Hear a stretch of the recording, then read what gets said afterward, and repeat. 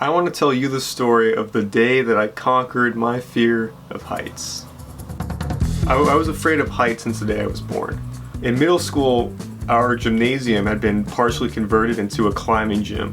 I would never make it above 10 feet. Like, my feet would be at 10 feet, I'd look down and say, okay, I'm good, I'm done, I'm getting down from here. So I did a lot of belaying in 6th and 7th grade. And so that was my life. I knew that I was afraid of heights, and it was just one of those fears that I hadn't confronted yet. And I was wondering when that time would come. So summer of 8th grade, I'm hiking with my dad up at Mount Katahdin in Maine. Mount Katahdin is a 5,000 foot tall mountain. This is me either at the peak or very near the peak, and you see how happy I am. I'm like, man, this is a super easy hike. I mean, it was a beautiful hike up, and we got to the top and it felt like, wow, that was easy. So we did our normal thing, we sat down, we had some trail mix, I don't know, ate some peaches, whatever, the usual. And then it was time to start thinking about going down.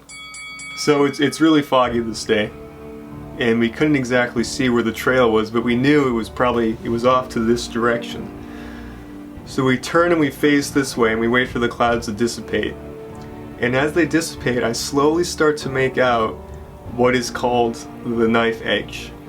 The knife edge is famous. It's a famous part of Mount Katahdin and the Appalachian Trail, which Mount Katahdin is actually the last stop on. It's 1 mile of a narrow strip of rock, which is the trail, and on either side are 4,000 foot cliffs.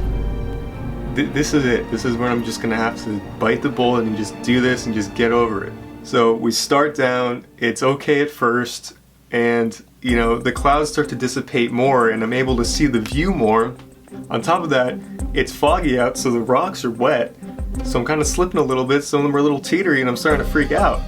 I went on this trail on all fours. So all these pictures that you're seeing in the background were taken by my dad. I was frozen with fear. I couldn't even reach in my pocket and take out the phone and I couldn't. At this point, I'm bawling my eyes out. 13 years old, you know, you think you're over it. I wasn't. I was not over it. At some point I was like, you know what? If I can just get through this 1 mile of trail, I know that I'll get over my fear of heights. And so I just put my head down, planted all fours on the rocks, kept crawling, and in the end, did it. We did it. I remember finishing that stretch of trail and then getting to where it was more flat and just stopping and thinking, oh my god, that was terrible.